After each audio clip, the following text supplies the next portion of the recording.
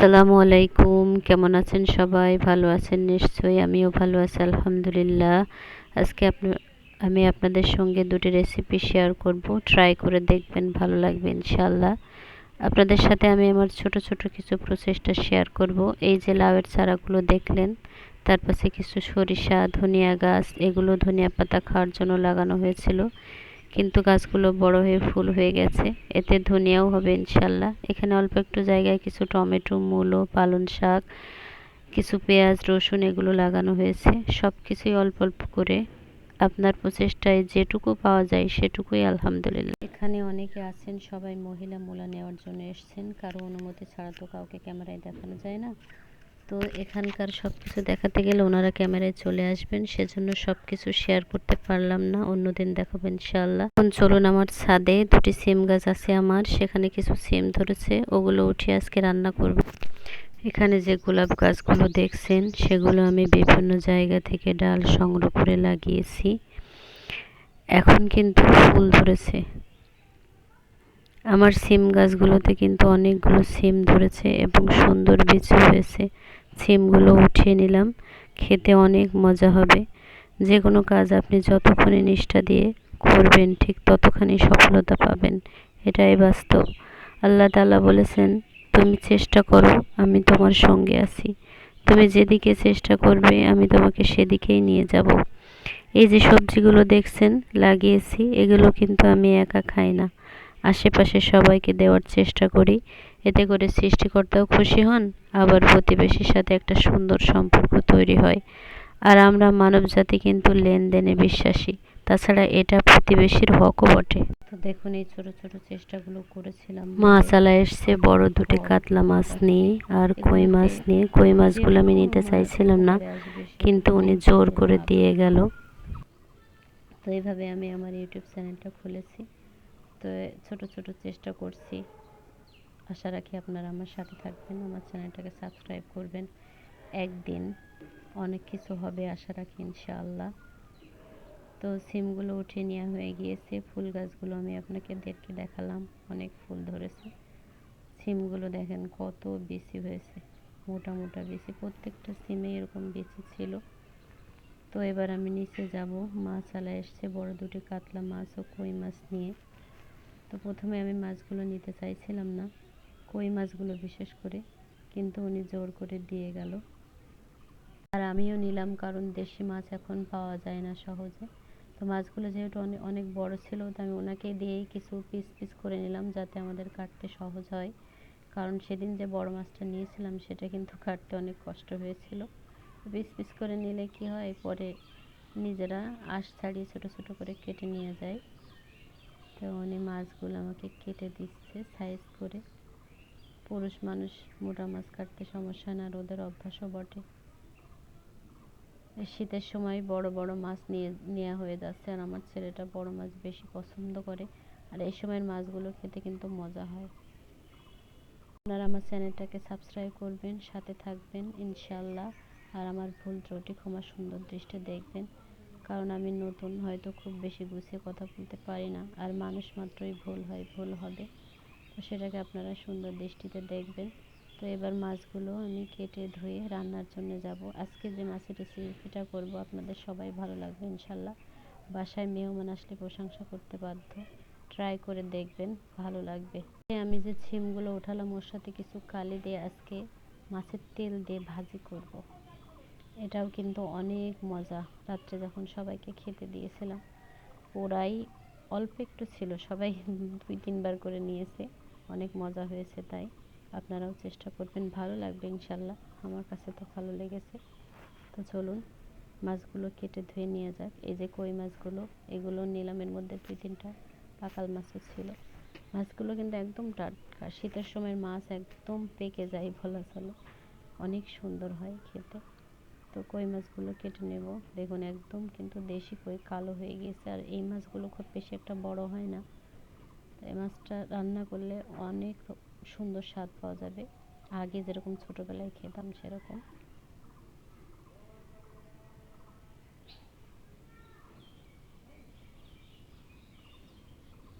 এই যে ছিমগুলো আমি কেটে বেছে নিয়েছি, এগুলো দিয়েই কালি এর সাথে ভাজি করবো মাছের তেল দিয়ে।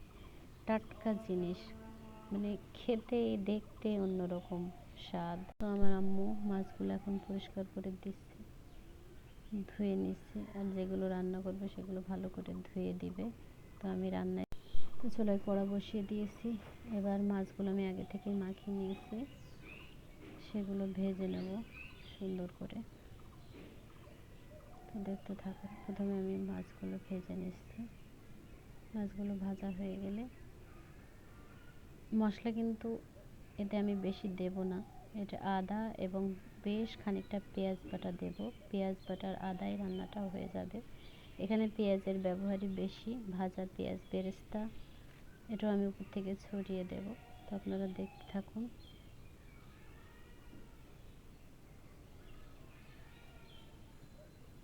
তো আমার মাছগুলো ভেজে নেওয়া শেষ প্রায়। এবার মূল রান্নায় চলে যাব। যে কোনো মাছ কিন্তু খুব বেশি কড়া করে ভাজা ঠিক না, এতে মাছের পুষ্টিগুলো নষ্ট হয়, মাছ মশলাও মাছের ভেতরে ঢোকে না। তো এবার আমি মাছের ভাজা হয়ে গেলে ওর মধ্যেই অনেকখানি পেঁয়াজটা বেরেস্তা করে নেব।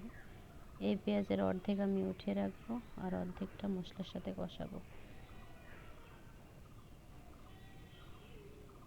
এই রান্নাটা খেতে কিন্তু অনেক মজা হয়। আমি যেভাবে রান্না করছি আপনারা দেখে রান্না করবেন, দেখবেন খেতে ভালো হয়। তো আমি পেঁয়াজ অর্ধেকটা উঠিয়ে নিলাম, আর এর ভেতরে এই যে আমি 1 চামচ আদা বাটা দেব। মানে আদাটা একটু ভাজা ভাজা করে নেব, কারণ আদার কিন্তু একটা গন্ধ থাকে। আপনারা হয়তো ভাবতে পারেন মাছ রান্না শেষে আদার গন্ধ লাগবে, একদমই লাগবে না। এখানে আদা দিয়েছি বুঝতেই পারবেন না, কারণ এরপরে আমি বেশ খানিকটা পেঁয়াজ দেব। এই যে প্রায় আমি 2টো মোটা সাইজের পেঁয়াজ কেটে নিয়েছিলাম, কেটে বেটে নিয়েছি ব্লেন্ডারে। এই পেঁয়াজটাকেও খুব সুন্দর করে ভাজা ভাজা করব, মশলাটা অনেকটা খয়েরি কালার হয়ে যাবে। কিছুটা লবণ, শুকনো লঙ্কার গুঁড়ো, 1 চামচ হলুদ। আমি হলুদ দেওয়ার আগে কিন্তু মশলাটা আরও একটু কষিয়েছিলাম। তো দেখছেন মশলার কালার চেঞ্জ হয়ে গিয়েছে।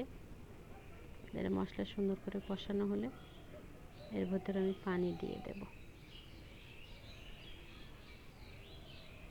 এই মশলার মেন পানি দেওয়ার আগে আমি সামান্য একটু পানি দিয়ে আর একটু কষিয়ে নিচ্ছি। মশলা কিন্তু তেল ছেড়েছে, মশলাটা কিন্তু অনেকখানি, আপনারা ক্যামেরায় বুঝতে পারছেন কিনা আমি জানি না, কারণ এই মশলাটা খেতেই মজা লাগবে বেশি ভাতের সঙ্গে, গরম ভাতের সঙ্গে। তো আমি আগে মাছগুলো দিয়ে দিচ্ছি।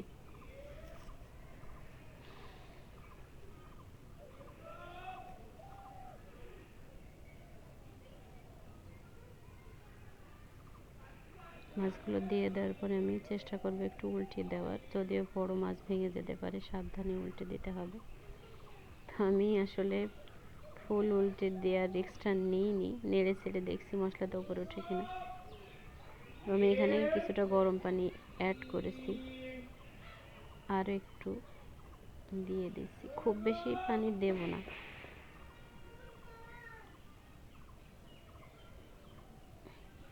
দেখুন আমরা যারা মেয়েরা ঘরে আছি, আমরা বেশিরভাগই চেষ্টা করছি কিছু না কিছু করার। তো আমিও সেই উদ্যোগ নিয়েছি, আপনারা আমার পাশে থাকবেন।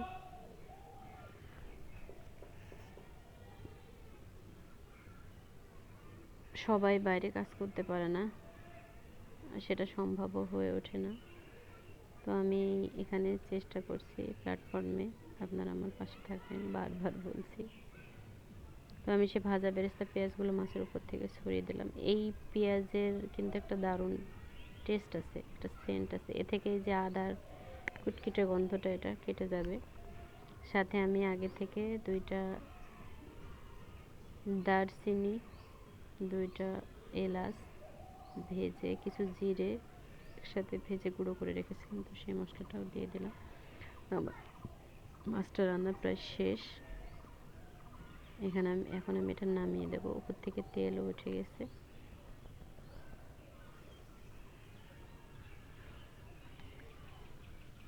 এই দেখুন আমি নামিয়ে নিয়েছি, মাছের শেষ লুক এটা। দেখতে যেমন হয়েছে খেতেও তেমন হবে আশা রাখি। তো আমার মাছ রান্না শেষ, এবার আমি চলে আসছি আমার সিম আর কালি ভাজিতে। এতেও কিন্তু আমি কোনো পানি দেবো না। যে সিমগুলো দেখছেন আমি মোটা মোটা করে কেটে নিয়েছি, তারপরে যে মাছের তেলের কারণে কিন্তু সিমগুলো সেদ্ধ হয়ে যাবে, পানি দেওয়া লাগবে না। তো এটা যে সেদিন বড় মাছ তো অনেকগুলো তেল হয়েছিল, এটা গত দিনের মাছ। আমি অর্ধেকটা দিয়ে সেদিন একটা চচ্চড়ি দেখিয়েছিলাম আপনাদের, তো আজকে দেখাবো ভাজি। এটাও কিন্তু খেতে অনেক মজা। মাঝখানে আমার ছেলে চলে এসছে, ও ভাত খাবে।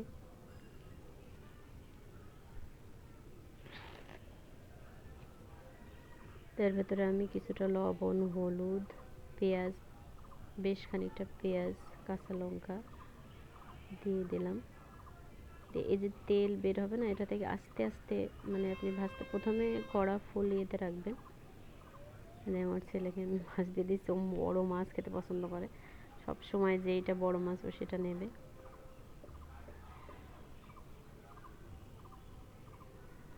দেখুন কত খানিক তেল হয়ে গেছে, আমি কিন্তু অল্প তেল দিয়েছিলাম। এর মধ্যেই সিমটা আমি দেব। আমাদের বাড়িতে সবাই সবজি পছন্দ করে বেশি। এটা কিন্তু আস্তে আস্তে অল্প হয়ে যাবে।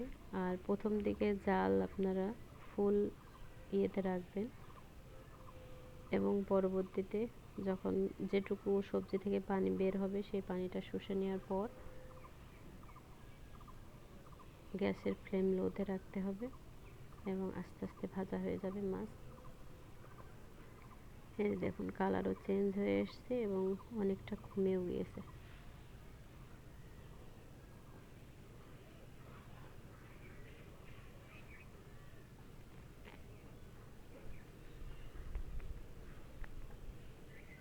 আসলে জীবন মানেই যুদ্ধ। আমার মনে হয় পৃথিবীতে বেঁচে থাকার থেকে মরে যাওয়াটাই সহজ বেশি।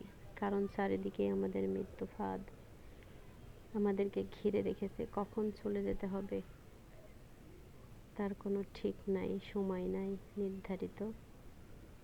তো এখানে প্রতিটি প্রাণী যুদ্ধ করে বেঁচে আছে।